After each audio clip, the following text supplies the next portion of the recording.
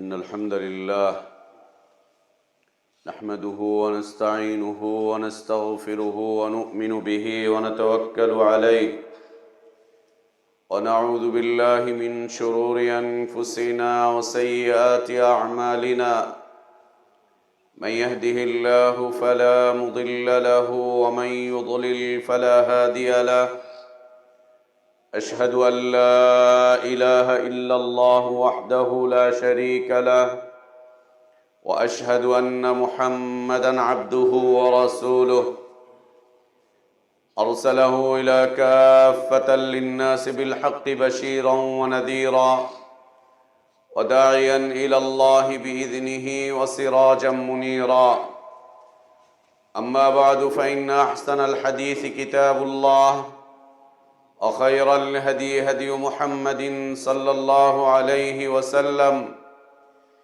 وشر الأمور محدثاتها وكل محدثة بدعة وكل بدعة ضلالة وكل ضلالة في النار يا প্রশংসা যাবতীয় গুণগান একমাত্র কেবলমাত্র শুধুমাত্র আল্লাহ রাব্বুল আলামিন আহকামুল হাকিমিন আরহামুর রাহিমিন ইলাহুল আলামিনের জন্য, যিনি আমাদেরকে মুসলিম করে সৃষ্টি করেছেন, যিনি আমাদের জন্য উত্তম হালাল রিজকের ব্যবস্থা করেছেন, যিনি আমাদেরকে বিশুদ্ধ হিদায়াতের পথে আহ্বান জানিয়েছেন, যিনি আমাদেরকে মৃত্যু দিবেন, যিনি আমাদেরকে পুনরায় কিয়ামতের দিন তার সামনে হিসাবের কাঠগড়ায় দাঁড় করাবেন এবং বিশুদ্ধ ঈমান বিশুদ্ধ আমলের ভিত্তিতে যিনি আমাদেরকে নাজাত আর জাযা দান করবেন, সে আল্লাহরই প্রশংসা, যিনি আমাদেরকে জুমার সালাত আদায়ের জন্য পৃথিবীর শ্রেষ্ঠতম স্থান মসজিদ পর্যন্ত আসার তৌফিক দান করেছেন। আলহামদুলিল্লাহ। অসংখ্য অগণিত সালাতু সালাম আমাদের প্রিয় নবী, প্রিয় রসুল, প্রিয় ইমাম, প্রিয় আদর্শ ব্যক্তিত্ব, একমাত্র আদর্শ কেন্দ্রীয় ব্যক্তিত্ব মুহাম্মদুর রাসূলুল্লাহ সাল্লাল্লাহু আলাইহি ওয়া আলিহি ওয়াসাল্লামের প্রতি আল্লাহ সুবহানাহু ওয়া তাআলা যাকে কল্যাণের আধার করে বিশ্ব মানবতার জন্য মুক্তির দূত করে পাঠিয়েছিলেন, যার আদর্শের বাস্তবায়ন করা প্রত্যেক জাতি, ধর্ম, বর্ণ নির্বিশেষে সকল শ্রেণী পেশার মানুষের জন্য ফরজ করে দেয়া হয়েছে, যদিও তারা বিভিন্ন দল, মত, পথ, তরিকা, ইজম, মাযহাব, বিভিন্ন দিক বিদিক ছোটাছুটি করে নিজেরাই নিজেদেরকে ক্ষতিগ্রস্ত করে তুলছে। সে আদর্শ নবী, আদর্শ রসুল, আদর্শ ইমাম, আদর্শ দায়ী, আদর্শ ব্যক্তিত্বের প্রতি সালাতু সালাম, যার আদর্শের বাস্তবায়ন প্রকৃত হিদায়াত, কল্যাণ, নাজাত আর সফলতার পথ। আল্লাহুম্মা সাল্লি আলা মুহাম্মদ ওয়া আলা আলি মুহাম্মদ কামা সাল্লাইতা আলা ইব্রাহিম ওয়া আলা আলি ইব্রাহিম ইন্নাকা হামিদুম মাজিদ। আল্লাহুম্মা বারিক আলা মুহাম্মদ ওয়া আলা আলি মুহাম্মদ কামা বারাকতা আলা ইব্রাহিম ওয়া আলা আলি ইব্রাহিম ইন্নাকা হামিদুম মাজিদ। আলহামদুলিল্লাহ, আল্লাহ তাবারক ওয়া তাআলার বিশেষ দয়া, তার বিশেষ করুণা, তার বিশেষ অনুগ্রহ যে আমরা আল্লাহর পক্ষ থেকে আসা সর্বশ্রেষ্ঠ, সর্বশেষ, তার পছন্দনীয় দিনটুকু জানতে, বুঝতে এবং মানতে চেষ্টা করছি। আল্লাহর কাছে আমাদের দোয়া, আল্লাহ আমাদের জীবনের এই প্রক্রিয়াতে, এই পরিক্রমাতে যে সমস্ত ভুলগুলো হয়ে যাচ্ছে তা যেন সংশোধন করার তৌফিক দান করেন। যে অন্যায়গুলো আমাদের মাধ্যম দিয়ে হয়ে যাচ্ছে আল্লাহ যেন তা ক্ষমা করে দেন। আমাদের গুনাহগুলো যেন আল্লাহ মাফ করে দেন। আমাদের আমল নামাগুলো যেন আমাদের গুনাহ থেকে আল্লাহ মুছে সাফ করে দেন। সম্মানিত মুসল্লিবৃন্দ, প্রিয় মুসলিম ভাই বোনেরা, আল্লাহ তাবারক ওয়া তাআলা আমাদের এই জীবন পরিক্রমাতে বিভিন্ন ধরনের সমস্যা নির্ধারণ করে রেখেছেন। এই এই সমস্যাগুলো আল্লাহ তাবারক ওয়া তাআলা নির্ধারণ করেছেন আমাদের জীবনের পরীক্ষা হিসেবে।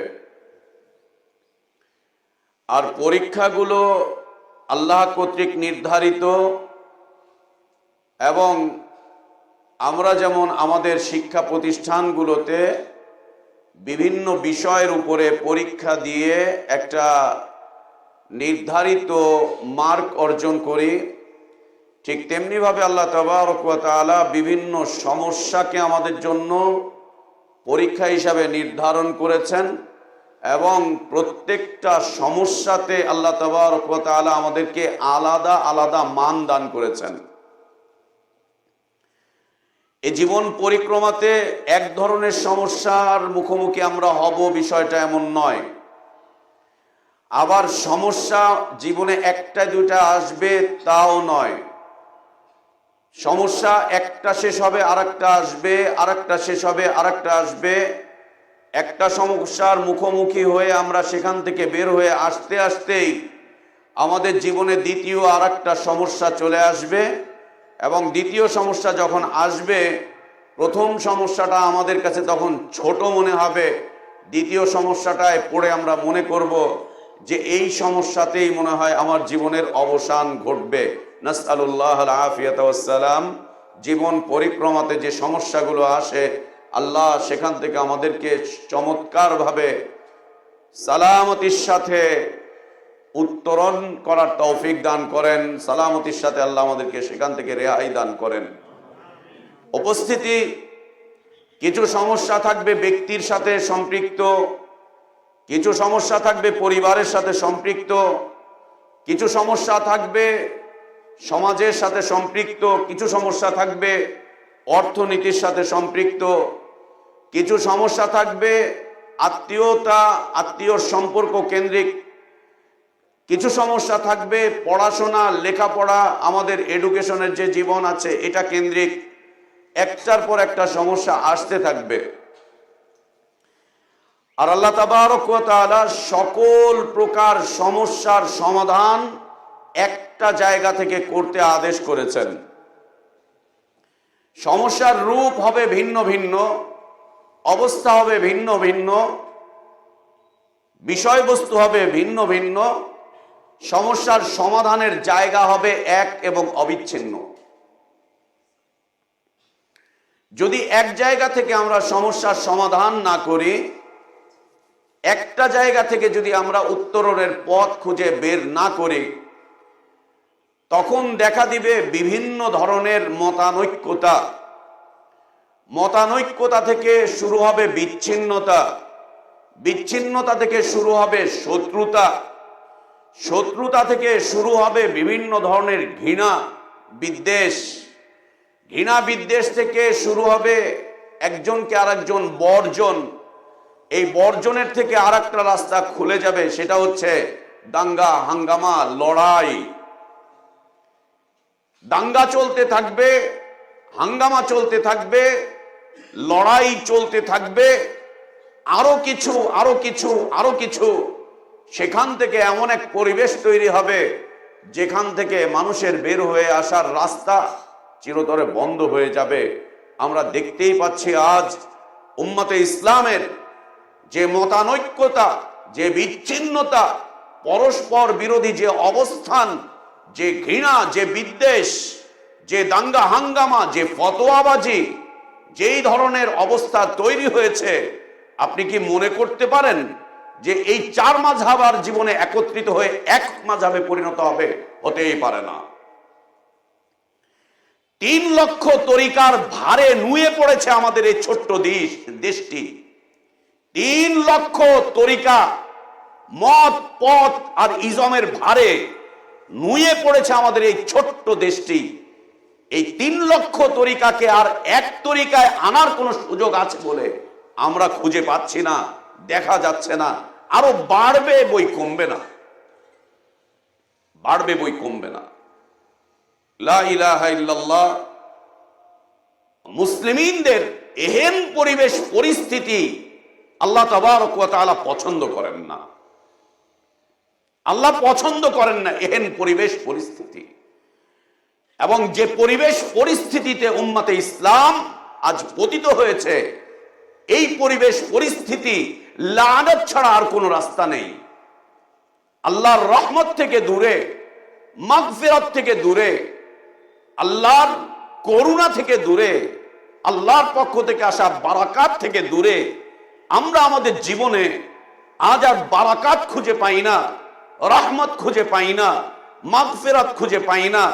কোনো কিছুতেই আমাদের জীবন থেকে হতাশা কোনোভাবেই কাটছে না, কোনোভাবেই না, এ কোনোভাবেই কাটবে না। এবং সমস্যা একটার পর একটা যেভাবে আসছে, এ সমস্যা আসতে থাকবে। আল্লাহ তাবারক ওয়া তাআলা সমস্যার সমাধানের জায়গা নির্ধারণ করে দিয়েছেন একটি মাত্র। মানুষ নিজস্ব বিবেক দিয়ে যখন সমস্যার সমাধান খুঁজতে চেষ্টা করবে, নিজস্ব বিবেক দিয়ে যখন সমস্যার সমাধান খুঁজতে চেষ্টা করবে, তখন সমস্যা আরো বাড়বে। তার কারণ প্রতিটা মানুষকে আল্লাহ তাবারক ওয়া তাআলা বিবেক দিয়েছেন, প্রতিটা পরিবারের প্রধানকে আল্লাহ বিবেক দিয়েছেন, প্রতিটা সমাজের প্রধানকে আল্লাহ বিবেক দিয়েছেন, প্রতিটা রাষ্ট্রের প্রধানদেরকে আল্লাহ বিবেক দান করেছেন, প্রতিটা মাযহাব, তরিকা, মত পথের প্রধান এবং তাদের শীর্ষ পর্যায়ের লোকজনদেরকে আল্লাহ তাবারক ওয়া তাআলা আলাদা আলাদা বিবেক, বুদ্ধি, আলাদা আলাদা জ্ঞান দিয়েছেন। হানাফি মাযহাবের লোকজনদের মাযহাবী যে জ্ঞান, এই জ্ঞানের সাথে শাফি মাযহাবের লোকের মিল নেই। শাফি মাযহাবের লোকজনদের যে জ্ঞান মাযহাব হিসেবে, ওই জ্ঞান মালিকি মাযহাবের নেই। ওই জ্ঞান, তিনটা মাযহাবের যে জ্ঞান আছে, আল্লাহ তাবারক ওয়া তাআলা এই তিন মাযহাবের পচা গন্ধ জ্ঞান থেকে হাম্বলি মাযহাবকে হেফাজত করেছেন কিছুটা। এই 3, 4, 5, 6 মাযহাবকে কোনোদিন একত্রিত করা সম্ভব নয়। তার কারণ এই মাযহাবগুলো তৈরি হয়েছে মনুষ্য বিবেক থেকে, মনুষ্য জ্ঞান থেকে, মনুষ্য বিবেক থেকে, মনুষ্য জ্ঞান থেকে। আল্লাহ তাবারক ওয়া তাআলা ইনসানকে পরিমিত জ্ঞান দান করেছেন, সামান্যতম পরিমিত জ্ঞান আল্লাহ তাবারক ওয়া তাআলা ইনসানকে দান করেছেন। এবং এই পরিমিত জ্ঞানটুকু,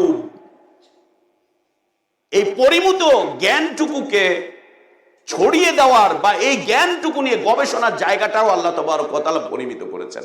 আমার আপনার ব্রেনের কোষ আর কতটুকু, জায়গায় বা কতটুকু, ক্যাপাসিটি কতটুকু। একটু বেশি সময় জ্ঞান গবেষণা করে চালিয়ে যান, চালাতে গিয়ে দেখবেন রাতের বেলায় শরীরের অবস্থা আর ভালো থাকছে না। 3-4 দিন যাওয়ার পরে দেখবেন আর চলতেই পারছেন না, চোখ ঝিমঝিম করবে, মাথা ভিনভিন করবে, শরীরের একটা একটা অঙ্গ প্রত্যঙ্গগুলো দেখবেন অকেজ হয়ে যাবে। এই জন্য আল্লাহ তাবারক ওয়া তাআলা বলছেন যে মা উতিতুম মিনাল ইলমি ইল্লা কালিলা, ইনসানকে আল্লাহ তাবারক ওয়া তাআলা কালিলা জ্ঞান দান করেছেন, কালিল নয়, কালিলা। কালিল আর কালিলা দুইটার মধ্যে পার্থক্য রয়েছে। কালিল মানে কম, আর কালিলা মানে একেবারে কম, এর পরের আর কোনো কম নেই, কমের শেষ সীমানা, কমের শেষ সীমানা। আপনি 10 কোটি টাকার মালিক, আপনার চাইতে আমি কম টাকার মালিক, আমার চাইতে আবার রাস্তার ওই লোকটা আরো কম টাকার মালিক, তার চাইতে ফকির আরো কম টাকার মালিক, তার চাইতে গ্রামের যাদের বাড়ি ঘর নদীতে ভেঙে চলে গেছে সে আরো কম টাকার মালিক।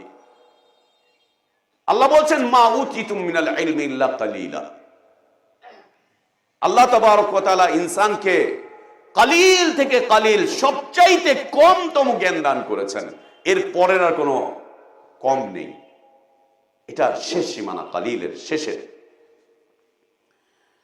যতটুকু জ্ঞান আল্লাহ দান করেছেন, সেই জ্ঞানটুকু দিয়ে, জ্ঞানটা যে মাথার মধ্যে, ব্রেনের মধ্যে কাজ করাবে, ওই কাজের শক্তি ক্ষমতাটুকু আল্লাহ তাবারক ওয়া তাআলা কম করেছেন, অতিরিক্ত দেন নেই।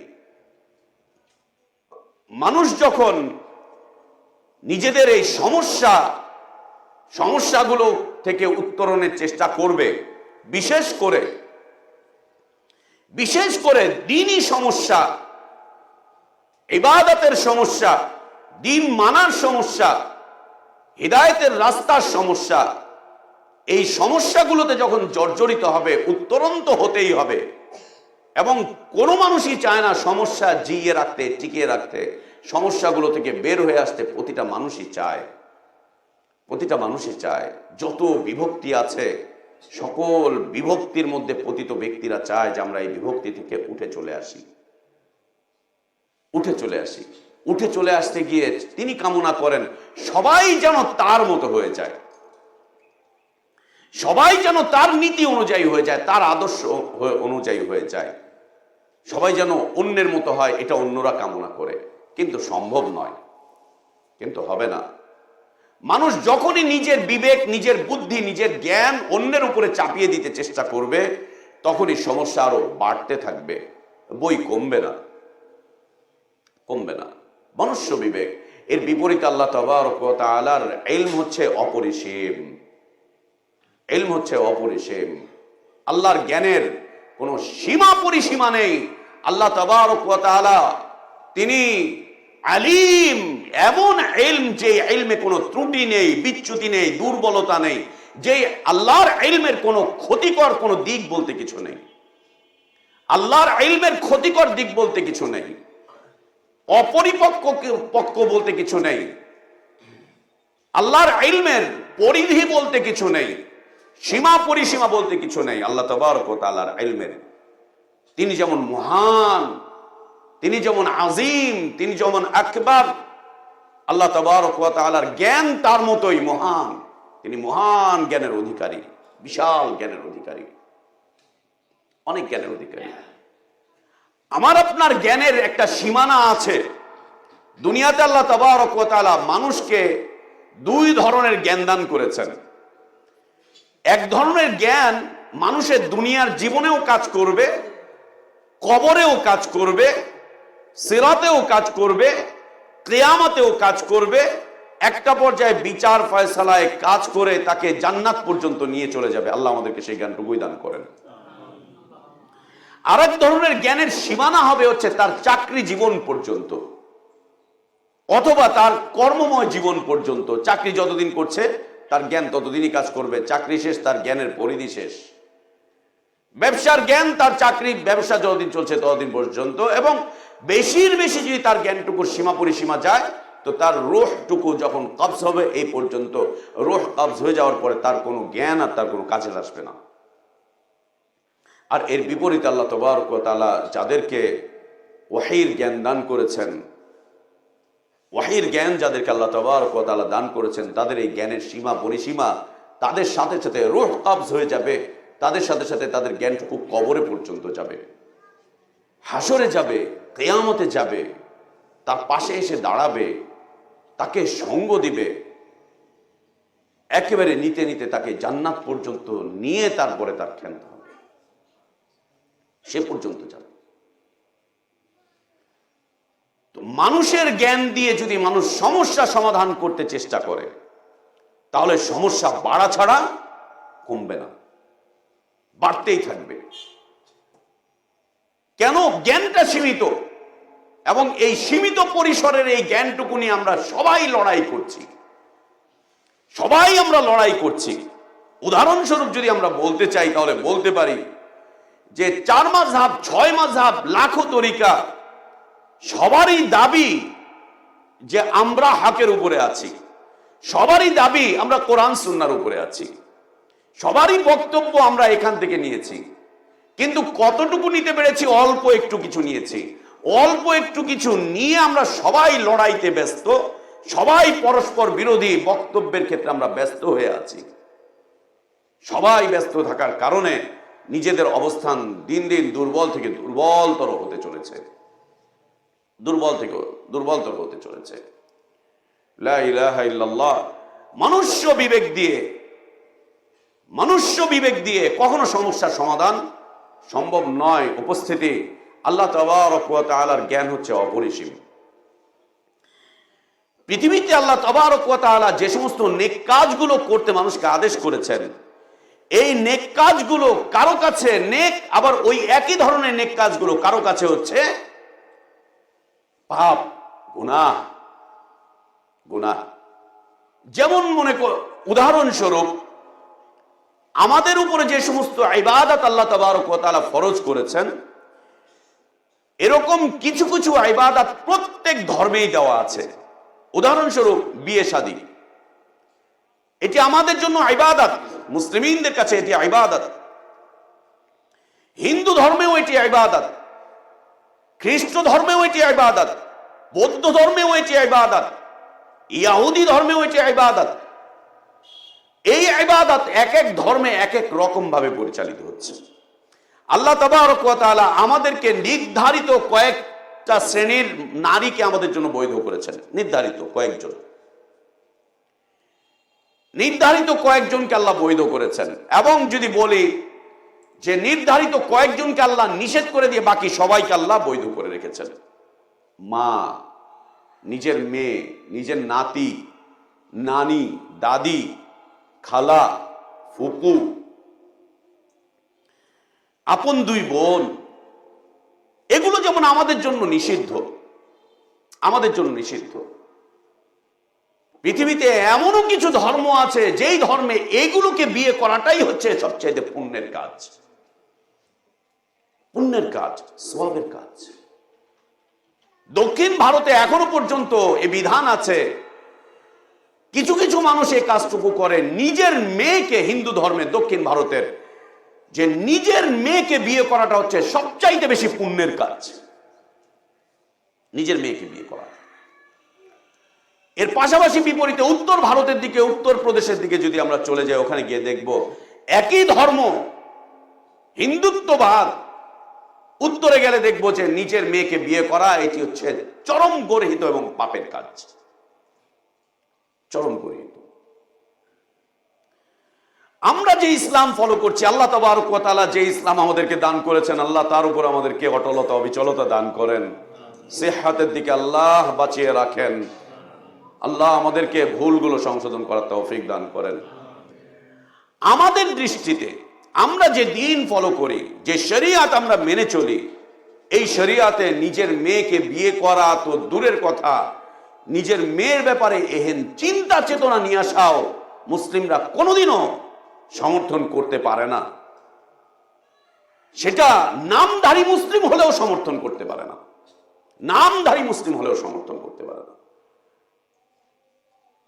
কখনোই না।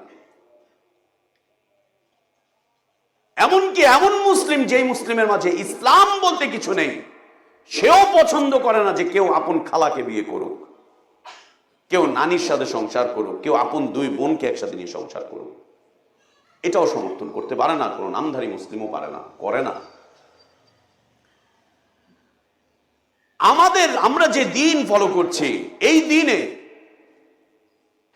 নির্ধারিত অঙ্কে, নির্ধারিত সময় কন্ট্যাক্ট ম্যারেজ যেটাকে বলে, কন্ট্যাক্ট ম্যারেজ অথবা হিল্লা প্রথা, অথবা এই ধরনের যে প্রথাগুলো আছে, এগুলোকে ইসলাম সরাসরি হারাম করার দিয়েছে, নির্ধারণ করেছে হারাম, একেবারে হারাম। 2 মাসের জন্য, 1 মাসের জন্য, 15 দিনের জন্য, 20 দিনের জন্য, 1 বছরের জন্য বিয়ে করা হারাম, নিষিদ্ধ। সংসার টিকিয়ে রাখার জন্য হিল্লা যে প্রথা রয়েছে, এটি নিষিদ্ধ, হারাম ঘোষণা করেছে ইসলাম। আবার দেখা যাচ্ছে যে মাযহাবী বিবর্তনে এসে, মাযহাবী পরিক্রমাতে এসে এই হিল্লা প্রথাটাকে হালালই শুধু নয়, এটাকে আল্লাহর রহমতের কারণও বর্ণনা করা হয়েছে। লা ইলাহা ইল্লাল্লাহ।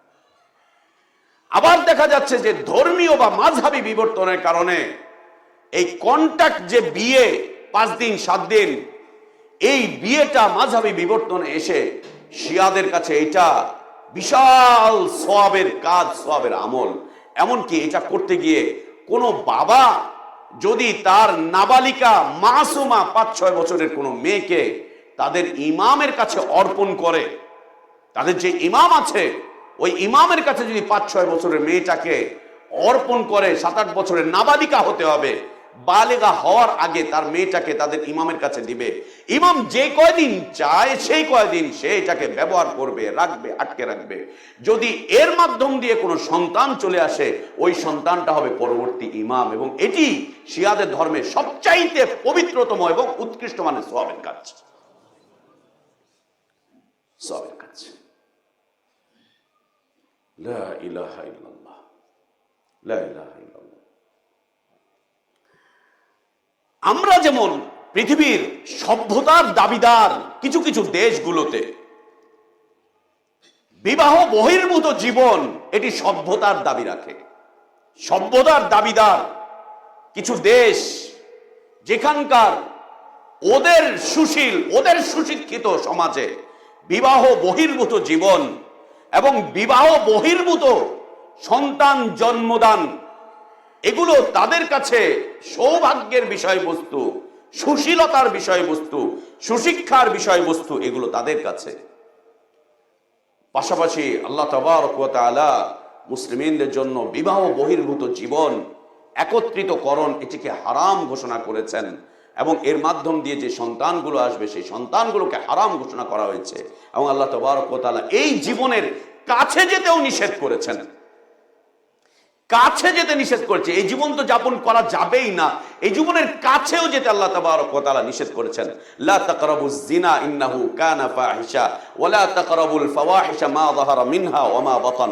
একদম কাছেই যেও না, করবা তো অনেক পরের বিষয়, কাছেই যেও না, কাছেই যেও না। কারো কাছে মনুষ্য বিবেক, ওদের বিবেক বলছে এটা ঠিক আছে, ওদের বিবেক বলছে এটা ঠিক আছে। আর আমাদেরকে আল্লাহ তাবারক ওয়া তাআলা যে জ্ঞান, যে বিবেক দান করেছেন এর মাধ্যম দিয়ে আমরা বুঝতে পারছি যে না, এটা করা যাবে না, এটা হারাম, এটি নিষিদ্ধ, এটি নিষিদ্ধ। লা ইলাহা ইল্লাল্লাহ। এই কাজগুলোর ভারে এখন আমাদের দেশও ভার বহন করছে, নুয়ে পড়ছে। এই দেশেও এখন লা ইলাহা ইল্লাল্লাহ বিবাহ বহির্ভূত সংসার রয়েছে, যে বিয়ের কোনো রেজিস্ট্রি হয়নি, যে বিয়ের কোনো খিতাব ছিল না, যেই বিয়েই করেনি, দুইজনের মন দুইজনের সাথে মিলে গিয়েছে, সংসার করছে, বাচ্চা আসছে, বাচ্চা নিয়ে জীবনযাপন করছে, এখনো বিয়ে করেনি। এই কয়েকদিন আগে এই গত সপ্তাহে আমার সফর ছিল, সেখানে আমাদের এক ভাই বলছিলেন যে এখানে এই গাবতলীতে একটা পরিবার আজকে তারা বিবাহ বহির্ভূত জীবন যাপন করছে, এক যুগের কাছাকাছি সময়, সন্তান হয়েছে, সন্তান নিয়ে চলছে। মেয়েটা এই সময় এসে এখন বুঝতে পারছে যে তার এটা হারাম হয়েছে, এটা ঠিক হচ্ছে না। মেয়েটা ছেলেটাকে বলছে এখন অন্তত আমাকে বিয়ে করো। ছেলে বলছে এই বিয়ে করবো, এই বিয়ে করবো, এই করতে করতে এই পর্যন্ত এক যুগের কাছাকাছি চলে এসেছে এইখানে। এবং এটা এখন একটা দুইটা না, এটা এখন অনেক কলেজে, ইউনিভার্সিটিতে এই সমাজ যারা ওগুলো নিয়ে চলছে ভরে গিয়েছে। আরো আফসোস, লা ইলাহা ইল্লাল্লাহ, সমকামিতার মতো বিষয়বস্তু, সমকামিতার মতো বিষয়বস্তু যা ইসলাম হারাম ঘোষণা করেছে, যেটার কঠিন থেকে কঠিন শাস্তি ইসলাম দিয়েছে, সেই সমকামিতা আজ পৃথিবীতে বৈধই শুধু নয়, এই সমকামিতার ব্যাপারে প্রচারণা চালানো হচ্ছে, উৎসাহ দেওয়া হচ্ছে, উদ্দীপনা দেওয়া হচ্ছে। এইটাকে নিয়ে এগিয়ে যাওয়ার জন্য এই একটা সমাজ এটাকে নিয়ে আন্দোলন করে যাচ্ছে, এগিয়ে যাচ্ছে, এগিয়ে যাচ্ছে, এগিয়ে যাচ্ছে। কি সমস্যা? কেন সমকামিতায় যেতে হবে তোমাদেরকে? না, সংসারে জীবনে অনেক ঝামেলা আছে, ঝগড়া হয়, এই হয়, ওইটা হয়, সেটা হয়, কত ঝামেলা। অতএব আমরা আমাদের মতো করে চয়েস করি না, আমরা আমাদের মতো করে জীবন যাপন করব না। সন্তান আসলে সন্তানকে নিয়ে ঝামেলা, ওইটাকে নিয়ে ঝামেলা, সেটাকে নিয়ে এত কিছু দরকার নেই। একটা সমস্যা থেকে মুক্তি পেতে চেয়ে অনেকগুলো সমস্যাকে নিজেদের কাঁধে বহন করে চলছে, কাঁধে বহন করে চলছে। সম্মানিত উপস্থিতি, প্রিয় মুসলিম ভাই বোনেরা, আল্লাহ তাবারক ওয়া তাআলা অসংখ্য সমস্যা রেখেছেন। আজকে ভূমিকা স্বরূপ আলোচনা, তোমার খুতবাটুকু চলছে, খুতবার বিষয়বস্তু হচ্ছে পৃথিবীতে অসংখ্য সমস্যা আসবে। অন্য ধর্মের মানুষের যেটা আছে ওটা ওদের বিষয়বস্তু। মুসলিমদের ইসলাম মানতে গিয়ে ব্যক্তি জীবন, পারিবারিক জীবন, সামাজিক জীবন, দাওয়াতি জীবন, মসজিদের জীবন, ইবাদতের জীবন, ব্যবসা বাণিজ্য, চাকরি বাকরি এবং লেখাপড়া সবকিছু জীবনে সমস্যা আসতে থাকবে। সমস্যা আল্লাহ তাবারক ওয়া তাআলা আমাদের নসিব করে রেখেছেন, আমাদের তাকদীর করে রেখেছেন। এবং আপনি বিশ্বাস রাখেন প্রত্যেকটা সমস্যা হচ্ছে আপনার জন্য একটা একটা করে পরীক্ষা। আপনি স্কুলে যখন ক্লাস 10 পর্যন্ত এসেছেন, প্রত্যেক বছর আপনাকে 6টা 7টা 8টা সাবজেক্টের পরীক্ষা দিয়ে আসতে হয়েছে। 10 বছর আপনি লেখাপড়া করে ম্যাট্রিকের একটা সার্টিফিকেট পেয়েছেন। ম্যাট্রিকের সার্টিফিকেট পেতে গিয়ে আপনাকে অন্তত পক্ষে 110টা সাবজেক্টের উপর পরীক্ষা প্রতি বছর দিতে হয়েছে, প্রতি বছর আপনাকে পরীক্ষা দিয়ে আসতে হয়েছে। ওই অঙ্কের পরীক্ষা ক্লাস 1-এ, ওই অঙ্কের পরীক্ষা আপনাকে ক্লাস 10 পর্যন্ত আসতে হয়েছে। একটার পর একটা যাচ্ছে যাচ্ছে যাচ্ছে যাচ্ছে, একটা পর্যায়ে আপনার অবস্থান একটা জায়গায় গিয়ে এসে থামছে। আল্লাহ তাবারক ওয়া তাআলা উম্মতে ইসলামকে বিভিন্ন সমস্যা, এটা তাদের তাকদীর, তাদের নসিব করে রেখেছেন। প্রত্যেকটা সমস্যা একটা করে পরীক্ষা। এখন এই পরীক্ষায় আপনি কি নিতে চাচ্ছেন, কি লিখতে চাচ্ছেন, কি অর্জন করতে চাচ্ছেন, কত নাম্বার আপনি অর্জন করতে চাচ্ছেন, এটি হচ্ছে আপনার বিষয়বস্তু। আপনি পরীক্ষা যেমন দিবেন, আল্লাহ তাবারক ওয়া তাআলার কাছে আপনার মানটা ঠিক সেই রকমই আসবে, মানটা ঠিক সেরকমই আসবে। সমকামিতাকে বৈধতা দেওয়া হচ্ছে, এই দিকে উৎসাহিত করা হচ্ছে। লা ইলাহা ইল্লাল্লাহ আমাদের দেশে এটা হু হু করে বেড়ে চলছে, হু হু করে বেড়ে চলছে এই বিষয়বস্তু। বিবিসির সকালবেলার প্রোগ্রামে দীর্ঘদিন সমকামিতার উপরে বিভিন্ন রিপোর্ট, বিভিন্ন কথাবার্তা, উৎসাহ দেওয়া, এই সেই করে যাচ্ছে। বিভিন্ন চ্যানেলগুলো করছে, বিভিন্নভাবে করছে, লেখালেখিতে করছে, পত্রপত্রিকা দিয়ে করছে। বিদেশে লেখাপড়া করতে পাঠাচ্ছেন সন্তানদেরকে, স্কলারশিপ দিয়ে রাশিয়ায় পাঠাচ্ছে, জাপানে পাঠাচ্ছে, বিভিন্ন দেশে পাঠাচ্ছে, চায়নায় পাঠাচ্ছে। ও সমকামী হয়ে ফিরে আসছে দেশে, সমকামী হয়ে ফিরে আসছে দেশে। মুসলিমের সন্তান, লা ইলাহা ইল্লাল্লাহ, লা ইলাহা ইল্লাল্লাহ। সমস্যা আসবে, এই জন্য এভাবে করে সমস্যার সমাধান না। একই রকম সমস্যা তৈরি হয়ে আছে, মূর্তি, ভাস্কর্য, উত্তাল সারা দেশ। আরে ভাই, এটাকে নিয়ে এত আন্দোলন করার কি হলো? এটাকে নিয়ে এত বক্তব্য করার কি হলো? এটাকে নিয়ে এত বিবৃতি দেওয়ার কি হলো? এটাকে নিয়ে এত চিল্লাফাল্লা, এটাকে নিয়ে এত হই হুল্লোড়ের কি হলো? কেন এই সমস্যা তৈরি হলো? একটা মূর্তিকে সারা জীবন কেই বা পূজা করবে, কেই বা ইবাদত করবে? বঙ্গবন্ধুর মূর্তিতে কে যাবে সিজদা করতে? কে যাবে ওখানে রুকু করতে? কে যাবে ওখানে কিয়াম করতে? কে বঙ্গবন্ধুর কবরের কাছে গিয়ে কে চাইবে? বঙ্গবন্ধুর মূর্তির কাছে গিয়ে কে মাথা ঠোকাবে? কয়জন ঠোকাবে? এদেশের অধিকাংশ মানুষ যারা কবর মাজার পূজা করে না, তারাও জানে যে মূর্তি হারাম, তারাও জানে যে মূর্তি তৈরি করা যাবে না। এটাকে নিয়ে এত কথাবার্তা বলার কি বা হলো? এত আন্দোলন করার কি হলো? প্রতিবাদ করছো, প্রতিবাদ করো, নসিহত করছো, নসিহত করো। তোমার বাবার মাজার চোখে দেখো না, তোমার দাদার মাজার চোখে দেখো না, তোমার মাযহাবের মাজার তুমি চোখে দেখো না, তোমার তরিকার মাজার তুমি চোখে দেখো না, যেখানে 24 ঘন্টা মানুষ সিজদা করছে, যেখানে 24 ঘন্টা মানুষ গিয়ে সিজদা করছে, রুকু করছে, মান্নত করছে, কোরবানি করছে, ফরিয়াদ করছে।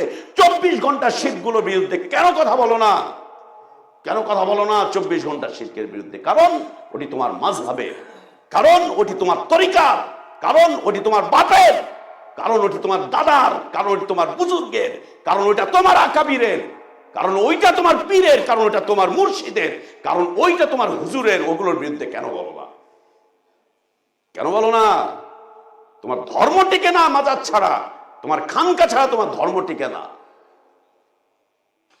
তোমার বাপের কিতাবে হাজার হাজার শিরক লিখে রেখে দিয়েছ। কবর পূজার দিকে, মাজার পূজার দিকে উদ্বুদ্ধ করো মসজিদে বসে বসে। প্রতিবাদ করবে, করো, সুন্নাহর পদ্ধতিতে প্রতিবাদ করো, সুন্নাহর পদ্ধতিতে প্রতিবাদ করো। আল্লাহ যে পদ্ধতি পছন্দ করেন সেই পদ্ধতিতে প্রতিবাদ করো। আল্লাহর দেওয়া পদ্ধতি ছেড়ে দিয়ে কোন মানের প্রতিবাদ করছো? ইব্রাহিম আলাইহিস সালাতু ওয়াস সালাম মূর্তির বিরোধিতা করেছেন, ইব্রাহিমের মতো আদর্শ নাও। ইব্রাহিম আলাইহিস সালাতু ওয়াস সালামের সময় মূর্তি একটা সমস্যা ছিল, মূর্তি সমস্যার সমাধান ইব্রাহিম আলাইহিস সালাতু ওয়াস সালাম আল্লাহ তাবারক ওয়া তাআলার পক্ষ থেকে আশা নিয়েছিলেন, ওহী ভিত্তিক সমাধান নিয়েছিলেন। নবী সাল্লাল্লাহু আলাইহি ওয়াসাল্লাম মূর্তি সমস্যার সমাধান করেছেন আল্লাহ যেভাবে চেয়েছিলেন ঠিক সেইভাবে করে, সেভাবে করে। সুবহানাল্লাহ। কোরআনুল কারীম বা ওহী আল্লাহ তাবারক ওয়া তাআলা যা নাজিল করেছেন, এর 3 ধরনের অর্থ পৃথিবীর মানুষ নিয়ে থাকে। একটি হচ্ছে পাইকারি অর্থ, গণ অর্থ। কোরআন পড়বে আর গণভাবে নিজের মতো করে নিজে অনুবাদ করবে আর শিক্ষা দিবে, গণ অর্থ। পাইকারি অর্থ, যে যেভাবে পারে সেভাবে করে অর্থ করছে, ওর মাযহাব অনুযায়ী অর্থ করে, ওর তরিকা অনুযায়ী অর্থ করে, ওর রাজনৈতিক দল অনুযায়ী অর্থ করে, ওর কর্মসূচি অনুযায়ী অর্থ করছে, পাইকারি অর্থ। দ্বিতীয় অর্থ হচ্ছে সালাফে সালেহীনগণ যে নীতি, যে অর্থ তারা নিয়েছিলেন, সাহাবায়ে কেরাম রাদিয়াল্লাহু আজমাইন তারা যে অর্থ নিয়েছিলেন। তৃতীয় অর্থ হচ্ছে কোরআনুল কারীম এবং সুন্নাহর মাজাজি একটা অর্থ। সাহাবারা যে অর্থ নিয়েছিলেন সেই অর্থের একটা দিক নির্দেশনা কোরআনের প্রতিটা আয়াত থেকে আমরা পাই, নবী সাল্লাল্লাহু আলাইহি ওয়াসাল্লামের হাদিসগুলো থেকে আমরা পাই একটা দিক নির্দেশনামূলক অর্থ। দিক নির্দেশনামূলক অর্থ। কোত্থেকে কি নিয়ে আসছে, কি করছে? লা ইলাহা ইল্লাল্লাহ। আল্লাহ তাবারক ওয়া তাআলা সমস্যা রেখেছেন, সমস্যার সমাধান এর জায়গাও রেখেছেন। সমস্যার সমাধানের জায়গা হচ্ছে ওয়াহি। ওয়াহি সমস্যা সমাধানের জায়গা হচ্ছে ওয়াহি। সমস্যা আসবে, সমাধান করতে হবে ওয়াহি থেকে। সমস্যা আসবে, সমাধান করতে হবে ওয়াহি থেকে। যেভাবে সমস্যাগুলো সমাধান করেছিলেন আম্বিয়া আলাইহিমুস সালাতু ওয়াস সালামগণ, যেভাবে সমস্যাগুলো সমাধান করেছিলেন স্বয়ং মুহাম্মদ সাল্লাল্লাহু আলাইহি ওয়াসাল্লাম, যেভাবে সমস্যাগুলো সমাধান করেছিলেন খুলাফায়ে রাশিদিন, যেভাবে সমস্যাগুলো সমাধান করেছিলেন সাহাবায়ে কিরাম রাদিয়াল্লাহু আনহুম আজমাইন, যেভাবে সমস্যাগুলো সমাধান নিয়ে এসেছিলেন খায়রুল কুরুন, উত্তম যুগের মানুষগুলো সালাফে সালেহিনগণ, যেভাবে সমস্যার সমাধান করেছিলেন, সেই সমস্যার সমাধানের পথে হাঁটা, এটাই আল্লাহ তাবারক ওয়া তাআলা পছন্দ করেন। যে কালচার আমাদের কাছে চলে এসেছে, এটাও একটা পরীক্ষা। যে কৃষ্টি, যে তাহজিব, যে তামাদ্দুন, যে সংস্কৃতিগুলো আমাদের সামনে চলে এসেছে বাতিল হিসাবে, অপসংস্কৃতি হিসাবে যেগুলো আমাদের সামনে চলে এসেছে, এইটা একটা পরীক্ষা হিসাবে আল্লাহ তাবারক ওয়া তাআলা আমাদের সামনে এনে দিয়েছেন। এটা থেকে উত্তরণ কিভাবে করব, এটা হচ্ছে আমরা পরীক্ষায় পড়ে আছি। যে যেই পদ্ধতিতে উত্তরণ করতে যাবে আল্লাহ তাবারক ওয়া তাআলা তাকে ততটুকু মান দান করবেন। এই সমস্যার সমাধান যদি ওয়াহী ভিত্তিক করি, যদি এই সমস্যার সমাধান আল্লাহ নবী সাল্লাল্লাহু আলাইহি ওয়া আলিহি ওয়াসাল্লাম যেভাবে রেখে গিয়েছিলেন সেভাবেই যদি করে, তবেই সেটি আল্লাহ তাবারক ওয়া তাআলা কবুল করবেন।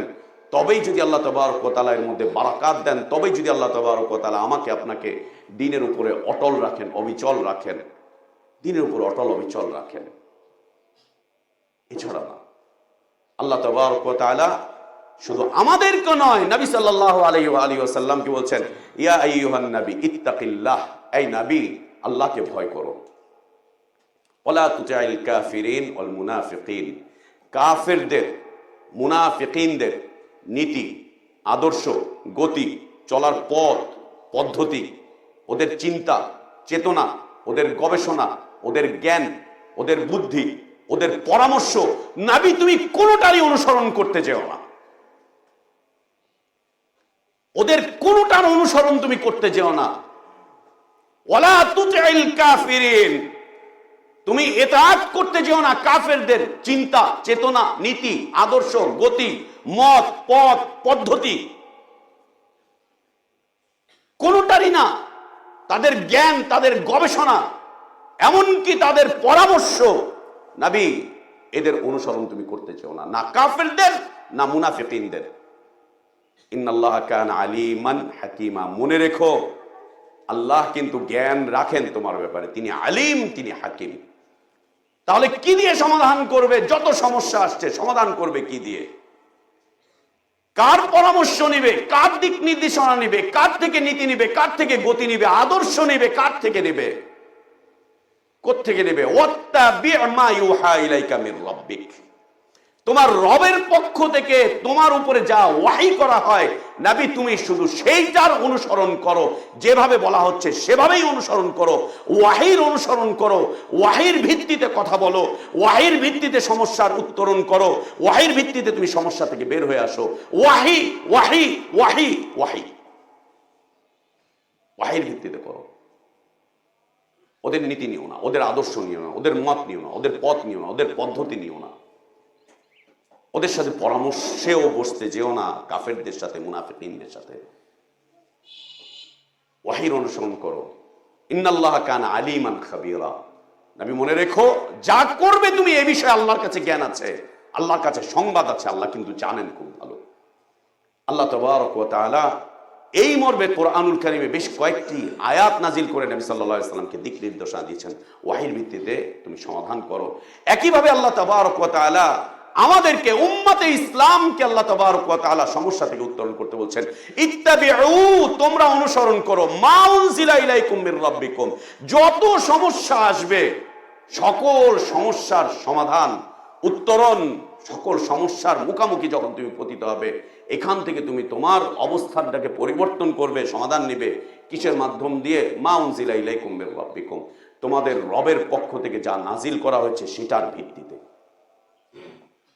ওয়ালা তাত্তাবিউ মিন দুনিহি আউলিয়া, আল্লাহকে ছেড়ে দিয়ে আল্লাহর পক্ষ থেকে আসা বিধানাবলীকে ছেড়ে দিয়ে অন্য কাউকে তুমি তোমাদের জন্য পরামর্শদাতা হিসেবে, তোমাদের জন্য কল্যাণকামী হিসেবে কাউকে তুমি নিতে চেও না। আল্লাহকে ছেড়ে দিয়ে তুমি কাউকে তোমার কল্যাণকামী হিসাবে নিতে চেও না। তোমাকে অনেকেই এসে পরামর্শ দিবে, এই কর্মসূচি নেন, ওই কর্মসূচি নেন, এইটা লেখেন, ওইটা লেখেন, এইটা বলেন, ওইটা করেন, ওইভাবে কাজ করেন, সেইভাবে কাজ করেন। আল্লাহ তাবারক ওয়া তাআলা বলেন ওয়ালা তাত্তাবিউ, হাজারো পরামর্শ আসতে পারে, একটাকেও গ্রহণ করো না। লাখো সিদ্ধান্ত আসতে পারে, একটাকেও তুমি নিতে চেও না, একটাকেও তুমি নিতে চেও না। কালিলাম মা তাযাক্কারুন। আল্লাহ তাবারক ওয়া তাআলা আয়াতের শেষে চমৎকার বলছেন, অল্প কয়েকজন মানুষই থাকবে পৃথিবীতে যে আল্লাহর পক্ষ থেকে আসা পরামর্শগুলোকে যে মেনে চলবে, এরকম মানুষের সংখ্যা খুব কম। ইমানি জজবায় উঠে কি কর্মসূচি নিচ্ছে কেউ জানে না। রাতের পর রাত জজবাদি হয়ে ফেসবুকে লিখছে, ফজরের সালাতের খবর নেই, ওদিকে আজান হচ্ছে, ওদিকে সালাত চলছে। উনি ফেসবুকে লিখে দিয়েছেন, স্ট্যাটাস দিয়েছেন, কমেন্ট করেছেন, শেয়ার করেছেন, কত কিছু করেছেন। কি কর্মসূচি নিচ্ছে কেউ জানে না, নিজেরাও জানে না। আর আল্লাহ বলছেন কালিলাম মা তাযাক্কারুন, অল্প সংখ্যক মানুষই উপদেশ নেয়। আল্লাহর উপদেশ অল্প সংখ্যক মানুষ নেয়, অল্প সংখ্যক মানুষ নেয়। সম্মানিত উপস্থিতি, প্রিয় মুসলিম ভাই বোনেরা, আল্লাহ তাবারক ওয়া তাআলা সমস্যা আমাদের তাকদীর করে রেখেছেন, আমাদের নসিব করে রেখেছেন। আসবে দিনী জীবনে সমস্যা আরো বেশি, দিনী জীবনে সমস্যা আরো বেশি। তার কারণ কি? এর কারণ হচ্ছে আল্লাহ তাবারক ওয়া তাআলা দিন দিয়ে তো আপনাকে সৌভাগ্যবান করতে চাচ্ছেন, আপনার দুর্ভাগ্যকে আল্লাহ মিটাতে চাচ্ছেন, আপনাকে আল্লাহ সমস্যা গুলো দিয়ে আপনাকে সৌভাগ্যবান করতে চাচ্ছেন। যে দিন আপনি পেয়েছেন, এই দিনটা আপনার জন্য সৌভাগ্যের সিঁড়ি। এই সিঁড়ির প্রত্যেকটা ধাপ আপনাকে সর্বোচ্চ সৌভাগ্য জান্নাত পর্যন্ত, জান্নাতুল ফিরদাউস পর্যন্ত আপনাকে যেতে হবে। আপনি জান্নাতের উপযোগী কিনা, আর জান্নাতের উপযোগী হলেও কোন মানের জান্নাতের উপযোগী, এইগুলো আল্লাহ তাবারক ওয়া তাআলা আপনাকে সমস্যাগুলো দিয়ে পরীক্ষার মধ্যে ফেলে এরপরে আল্লাহ নিয়ে যাবেন এক এক করে, এক এক করে আল্লাহ তাবারক ওয়া তাআলা নিয়ে যাবেন। এটা একটা পরীক্ষা আমাদের জীবনের জন্য, যে আমরা মানবটা কি। আল্লাহ তাবারক ওয়া তাআলা আমাদের জন্য সকল সমস্যার সমাধান ওয়াহির ভিত্তিতে করতে আদেশ করেছেন, এবং আল্লাহ বলেই দিয়েছেন যে অল্প সংখ্যক মানুষ এই উপদেশ গ্রহণ করবে। বারাকাল্লাহু লানা ওয়া লাকুম ফিল কুরআনিল আযীম ওয়া নাফা'না ওয়া ইয়্যাকুম বিমা ফীহি মিনাল আয়াতি ওয়াদ যিকরিল হাকীম। আকুলু মা তাসমাউন ওয়া আস্তাগফিরুল্লাহ লি ওয়া লাকুম ওয়া লিসাইরিল মুসলিমিনা মিন কুল্লি যামবিন ফাস্তাগফিরুহু ওয়া তুবু ইলাইহি ইন্নাহু হুয়াল গফুরুর রাহিম।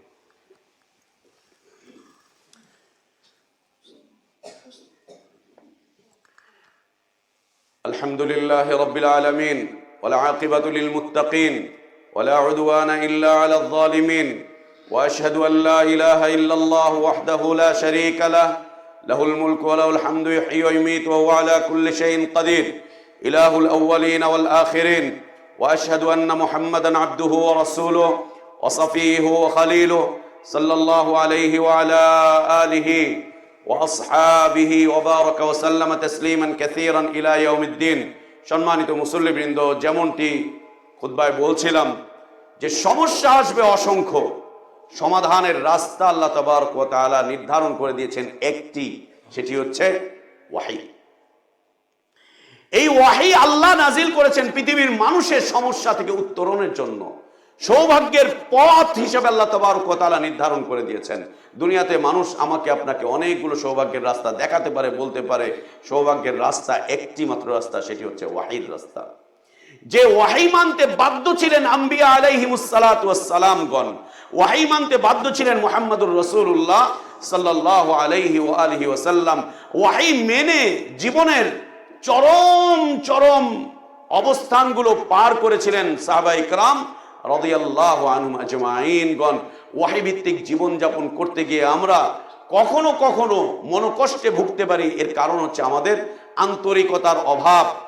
মনোকষ্টে ভুগতে পারি, আমরা হয়তো মনে করতে পারি যে ওয়াহীর ভিত্তিতে যদি আমরা আমাদের জীবনটুকু পার করি তাহলে সমস্যা আরো বাড়বে। আসলে সমস্যা বাড়বে না, সমস্যা কমে আসবে, সমস্যা আরো কমে আসবে। ওয়াহী মানা এটি আল্লাহ তাবারক ওয়া তাআলার আদেশ। আসি আমরা ওয়াহীর ভিত্তিতে আমাদের জীবনটুকু সুন্দর করে সাজিয়ে নেই, ওয়াহীর ভিত্তিতে আমরা আমাদের সমাধানগুলো করে ওয়াহীর দিকে আমরা ফিরে আসি। ওয়াহীর দিকে যদি আমরা ফিরে আসি তাহলে মুসলিমিনদের বিভক্তি মুসলিমিনদের মতপার্থক্য, মুসলিমিনদের সমস্যাগুলো অনেকাংশেই কমে আসবে এবং সমস্যাগুলো কমানোর রাস্তা একমাত্র এটি। এই রাস্তা দিয়েই আমাদেরকে এগিয়ে যেতে হবে। আল্লাহ তাবারক ওয়া তাআলা আমাদেরকে ওয়াহী ভিত্তিক জীবনযাপন করার তৌফিক দান করেন। আল্লাহুম্মা আইজ্জিল ইসলাম ওয়াল মুসলিমিন ওয়া আদিল্লাশ শিরকা ওয়াল মুশরিকিন ওয়া দাম্মির আ'দাআকা আ'দা'আদ-দ্বীন। আল্লাহুম্মা اجعل هذا البلد آمنا مطمئنا وسائر بلاد المسلمين. اللهم آمنا في أوطاننا، اللهم آمنا في أوطاننا، اللهم آمنا في أوطاننا، وأصلح أئمتنا وولاة أمورنا واجعلهم هداة مهتدين. اللهم اخذل الكفرة والمبتدئة واليهود والنصارى والمشركين. اللهم شدد شملهم، اللهم مزق جمعهم، اللهم دمر ديارهم، اللهم خالف بين كلمتهم، اللهم زلزل أقدامهم. ربنا لا تجعلنا فتنة للذين كفروا واغفر لنا ربنا إنك أنت العزيز الحكيم. ربنا اغفر لنا ذنوبنا ولإخواننا الذين سبقونا بالإيمان ولا تجعل في قلوبنا غلا للذين آمنوا ربنا إنك رؤوف رحيم. اللهم أصلح لنا ديننا الذي هو عصمة أمرنا، وأصلح لنا دنيانا التي فيها معاشنا، وأصلح لنا آخرتنا التي إليها معادنا، واجعل الحياة زيادة لنا في كل خير والموت راحة لنا من كل شر. اللهم اقسم لنا من خشيتك ما تحول به بيننا وبين معاصيك، ومن طاعتك ما تبلغنا به جنتك، ومن اليقين ما تهون به علينا مصائب الدنيا، ومتعنا بأسماعنا وأبصارنا وقواتنا أبدا ما أحييتنا، واجعله الوارث منا، واجعل ثأرنا على من ظلمنا، وانصرنا على من عادانا. اللهم انصرنا على من عادانا، اللهم انصرنا على من عادانا. اللهم لا تجعل مصيبتنا في ديننا، ولا تجعل الدنيا أكبر همنا ولا مبلغ علمنا ولا إلى النار مصيرنا. اللهم لا تسلط علينا بذنوبنا من لا يخافك فينا ولا يرحمنا. اللهم آت نفوسنا تقواها وزكها أنت خير من زكاها، أنت وليها ومولاها. اللهم إنا نعوذ بك من علم لا ينفع، ومن قلب لا يخشع، ومن نفس لا تشبع، ومن دعوة لا يستجاب لها. اللهم أرنا الحق حقا وارزقنا اتباعه، وأرنا الباطل باطلا وارزقنا اجتنابه، وارزقنا اجتنابه. عباد الله رحمكم الله، إن الله يأمركم بالعدل والإحسان وإيتاء ذي القربى وينهى عن الفحشاء والمنكر والبغي يعظكم لعلكم تذكرون. فاذكروا الله العظيم الجليل يذكركم، واشكروه على نعمه يزدكم، ولذكر الله أكبر، والله يعلم ما تصنعون.